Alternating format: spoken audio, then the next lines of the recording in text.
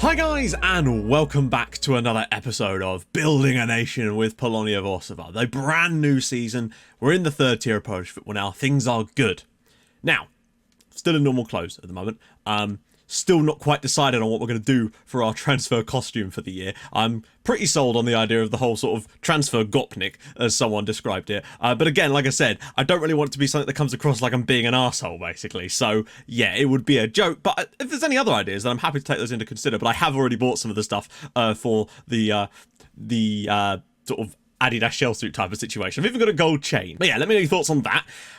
We've had some transfers, as you'd expect, and I have done an oopsie. First thing that's worth noting is that we actually did get the fixtures through. There was no issues with the database. I also looked and checked at the top flight of Polish football, and now that all the rules on non-EU players have been removed, so it's a free-for-all on the top flight now, and as far as I can tell, the database is working flawlessly. So massive shout-out to the guys over on myfootballmanager.pl. If you are interested in this database, I know I've mentioned this before, but I feel I'm just mentioning it again. It is in the description. It's a bit deep down, I think, but it is in there, along with pretty much everything else you could possibly want to know, to be honest. The only league I have on at the moment is Poland, down to level 4 still, because obviously we were in that league last year. That's all I have turned on. That way we can expedite the processing and the early parts of the save. I'll open it up once our scouting range is increased. Also, for those of you that are interested, I've linked all the equipment that I have that I could think of, for those of you that are either thinking of starting YouTube or channels or are just interested in that kind of stuff. I've put that in the description as well. If there's anything else that you want to know about that I've not listed there, then let me know and I'll try to remember where I bought it, basically,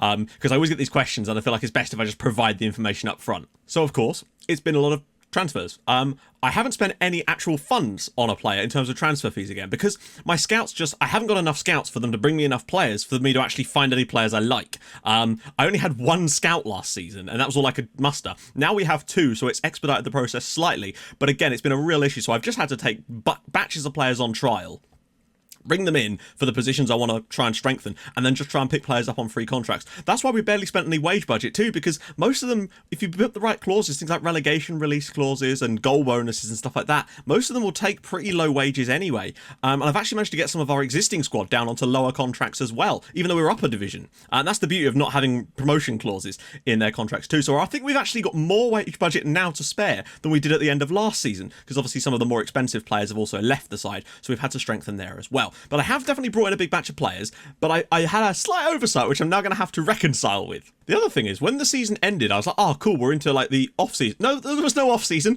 They literally came straight back, and it was like, oh, we only have a month. It's only been a month, basically, since the end of the last episode. That's all I've had in terms of off-camera. I don't know if this will line up quite the same because of the way we've gone up the leagues. Hopefully this league will finish a bit earlier, and we have more of a summer next time for me to prepare a few more transfers. But don't worry, there's still plenty of them. And because the window isn't shut yet, I've still got more time to make a few more signings, and I'm absolutely going to have to make a few more signings. And literally, just before I start this episode, I was just having a look around. I've just put a bid in for a player for £90,000 from Bayern Munich.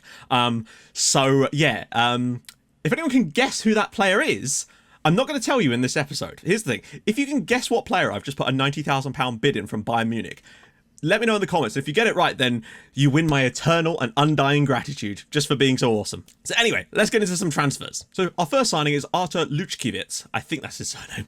Struggling a bit on. 6'2", 14 heading, decent marking, decent tackling. Only on £100 a week. He was playing for a lower league side, I think, and was released. But I just really wanted to give us some more options in that defensive centre-back role, to give us some more rotation. Still only 22, balanced personality. All of these guys, I think, for the most part, are on backup contracts. He's got amazing natural fitness too, which will really help us. Good jumping reach. I think he's solid at 6'2", and yeah, no, I'm fairly pleased with bringing in this lad. I think he'll just give us that little bit extra. I suppose I should probably explain the oopsie that I mentioned before, and that is that I forgot about the under-21 requirement. That rule to me seems like a brilliant idea in theory and then a terrible one in practice. Not because of the idea of playing under-21 Polish players. I think that is a freaking great idea, and to have that as an enforceable rule, brilliant, right? My issue with it comes with the fact that they have to have been trained in Poland for 3 years between the ages of 15 and like 21.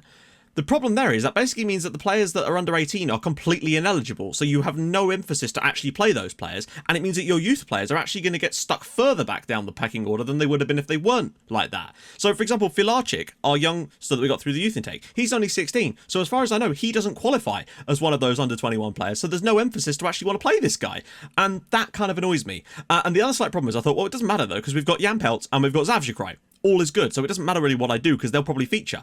Problem is, Zavgekrai's 21, so I thought, oh, it's fine, but he's just over the threshold, so he no longer counts. So the only two players we have in our first team that are under 21s now are Jan Peltz and Michael Felix. So it's not exactly ideal. So one of the things I'm going to have to do after this is go and try and sign a couple of players that fit that rating, or get a couple of loanees from higher Polish sides that might fit that as well, just to try and make up that, because I completely forgot about that being a thing. And there is my transfer oopsie. Next up is another centre-back, and this one, I don't understand why he doesn't count as one of my under-21 players, because he's 20, and he's been trained in Poland, as far as I can tell, his entire career.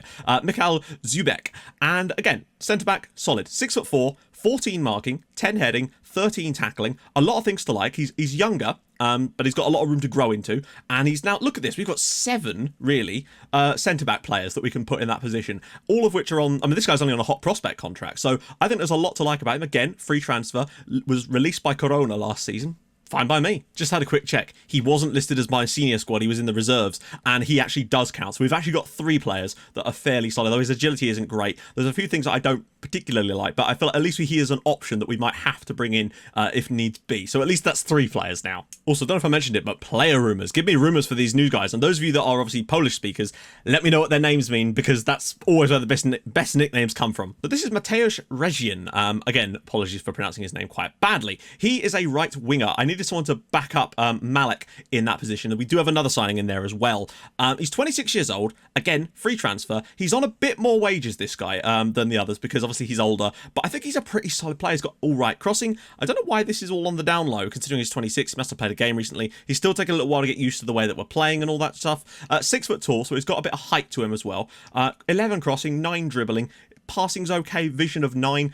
This was the guy I actually signed to be our sort of right winger, and he's going to count as our foreign player because we're only allowed 1 in the starting 11 at the moment. This is Nika Kvantiliani. He is a Georgian, under 20. Well, he's 21 years old at the moment. I think this guy's really, really good. He's got good potential as well. Good crossing, good dribbling, good first touch, passing of 11, vision of 11. He's only 5'5", but he is incredibly quick, and I think he gives us a different option on that right hand side. And I'm quite a big fan of this lad. When he became available on a free transfer, I think he was actually playing for someone, but we were able to sign him from them because he was on like a no contract or something. And I think that's a pretty solid piece of business because, again, he's worth £11,000. We're picking up players for free and they're all getting value straight off the bat. We've had a bid from someone for Jan Peltz, and I'm definitely not selling him for obvious reasons. He's like gold dust to me right now. Despite the fact that maybe Marcin Kluska is a better player, Peltz is being forced into the team by the virtue of that thing, but I think Peltz could improve. Next up is a loanee. This is Mateus Santos. I brought him in just as a backup to the midfield area. He is 19 years old, but unfortunately he's nation trained in Brazil, and had I been thinking, I'd have gone for a player trained in Poland instead. And don't worry, I've put in a couple of loan bids from some more ambitious loan bids from players that are a little bit less interested from some of the better sides to potentially get us some youngsters that could fit that mold, essentially. Next up is a centre mid / DM. I wanted someone that could play both positions because why the hell not? So this is Michał Berecki. I think he's actually pretty decent. At 22 years old, there's a lot of blue. He's very much solid across the board, really. He's one of these players that can do a bit of everything. He's 5'11". He has very few gaps in his ability, essentially. Like, his leadership and his fair and determination are a little bit on the low side, but everything else is solid or better for the most part. Nothing's like amazing in terms of standout, but I just think he's pretty damn solid. Amazingly trained in Italy because he spent a lot of time at Lazio as a youngster. But I think he's a pretty solid one as an option, as a sort of backup for some of these positions. But yeah, I think he's an okay player. So this is Bartlomiej Eisenchard, which is a great surname. A left-sided winger, 6'2", so he's got that extra height. Crossing, great. Dribbling, solid. Good first touch. Solid passing. Solid vision. I think he's a solid player. He is only 17 though, and I think as a result of that, he doesn't qualify as one of those under 21 players either, which is a bit of a pain in the arse really, because he's actually too young to qualify for that. And this is my point about that rule being a bit iffy on that one. But again, I think he's a solid option. I say solid a lot, I know, but I don't think we're paying anything for him. No, they're paying all of his wages as well for the season, and that is fine by me. Next up is the guy I actually brought in to be our defensive midfielder for the season. This is Tomasz Kolbon. Again, free transfer, no big deal. His wages are a bit more, but still not a lot in all honesty. I was expecting him to want like first team, but he was actually prepared to take. Oh no, he did have first team. I was able to get his wages down a little bit though.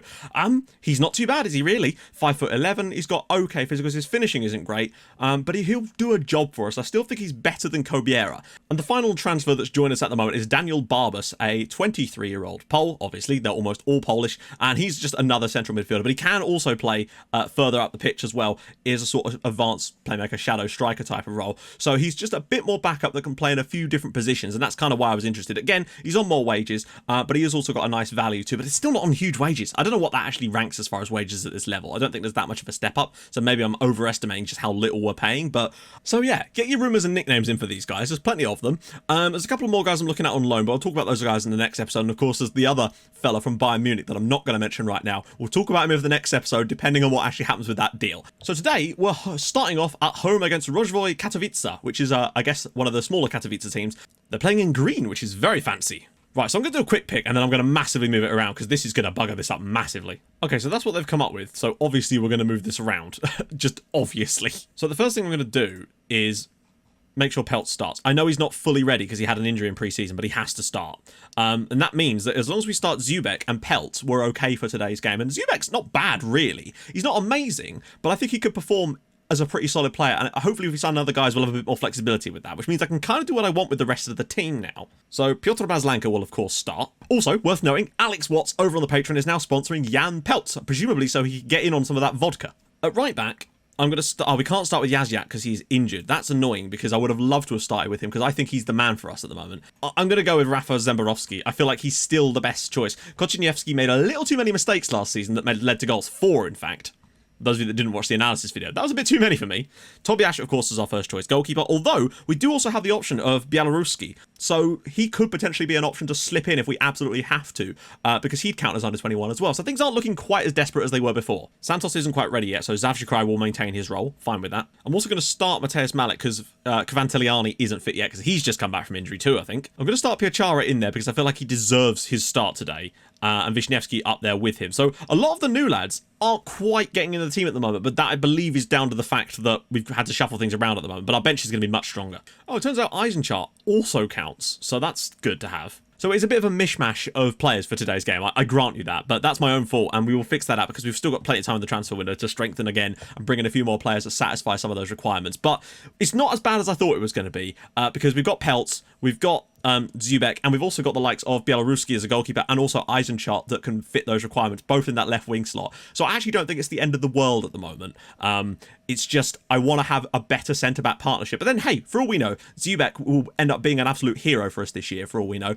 As you can see, some of the match fitness isn't quite there with some of the players because we've just not had enough time to play the matches. Hopefully that also applies to our opponents today, though. Something I've made sure to do with squad numbers is no player has the number 12, which is firstly carrying over from what we did with Stockport, but secondly, Polonia have a specific thing about no player wearing the number 12, as far as I know. Polonia fans let me know about that, and I don't know if the person who told me to do it with Stockport might have had some connection to Polonia, and that's why they came up with it. I don't know. The point is, no player will ever wear the number 12 for us. Do not worry. That's for the fans. Let's just do this, shall we, I suppose. And like someone said in my Discord, like, any chance you do in the early 10 minutes, they basically don't make any difference.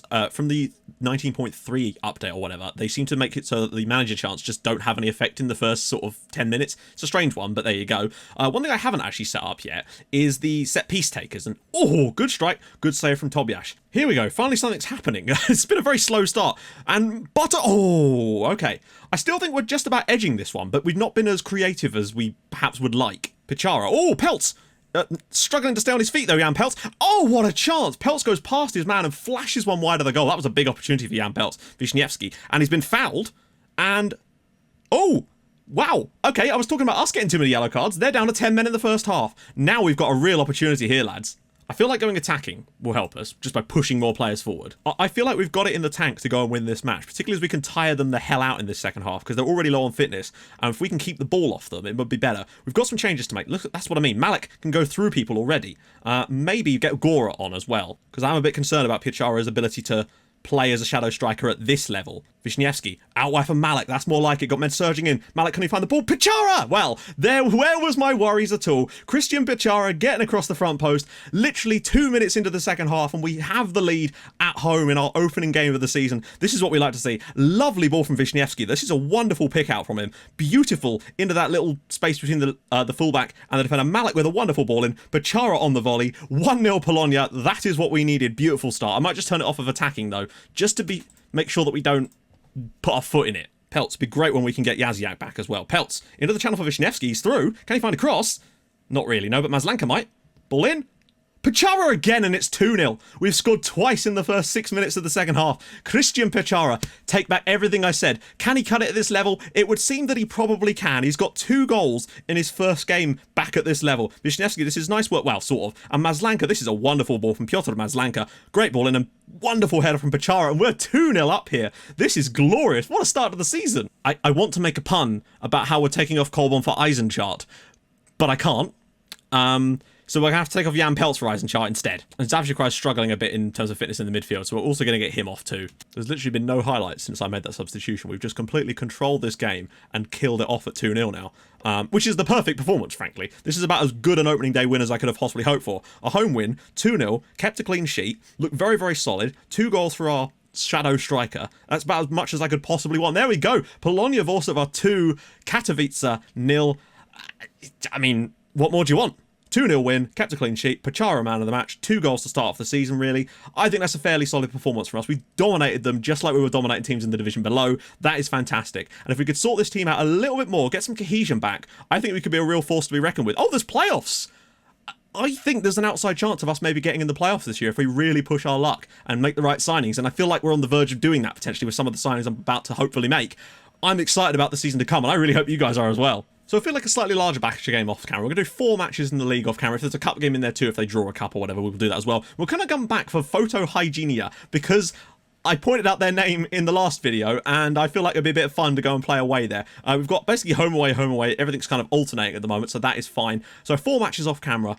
I think if we got 7 points from those 4 matches, I'd be very, very happy. Like, ecstatically happy. But we'll have to see. I think that's a really solid start to the year. Attendance is looking good as well, which is very, very good. You can see what I mean, though. We only really were able to play 4 friendlies in pre-season just because of the lack of stuff I could really do. So hopefully getting the players back up to speed here will definitely help, and bringing in some new boys will definitely help. So you might get some more transfer stuff in the next episode. Anyway, if you've enjoyed this episode, and I hope you have, and you're looking forward to the brand new season, let me know in the comments where you think we're going to finish this season in the league. And also let me know if you, try and guess that player I'm trying to bring in. Also, of course, player rumours and nicknames for the players, get those in the comments as well. There's going to be a lot of stuff in the comments, I sense. I will sift through, do not worry. And if you've enjoyed it, drop a like, that'd be fantastic. And if you're new to the channel, hit that subscribe button, and I will join you guys in the next episode for a game away at Photo Hygienia GAC. So I'll see you guys soon. Thanks so much for watching. Bye-bye.